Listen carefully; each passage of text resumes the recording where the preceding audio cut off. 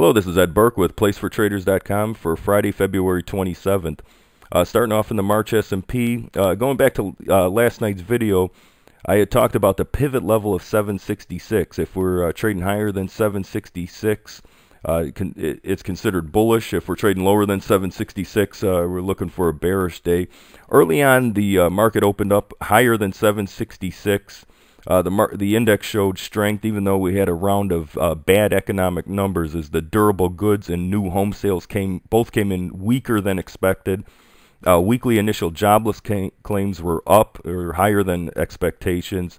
Now the March S&P made a high early on of 779.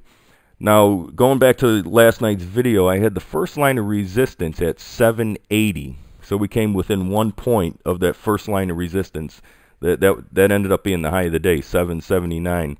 A little later on, the market broke down. When it broke through that 766 level, the market stayed under pressure all day, ultimately closing lower. Now the low of the day came in at 750.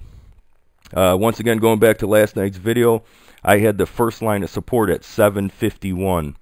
So in between that resistance 1 and support 1, those levels called the high and the low of the market within 1 point on both sides. So I mean, it came in darn near perfect. So congratulations to everybody who watched the video last night and was able to take advantage of those numbers as guides. For tomorrow, I have the pivot level of 760. We have a pivot of 760. If we're trading, if trading higher than 760, it's considered bullish. Lower than 760 is bearish. First line of support I have at 743. Second line of support is 732. On the upside, I have the first line of resistance at 775. Second line of resistance at 790. Now, some economic numbers coming out tomorrow.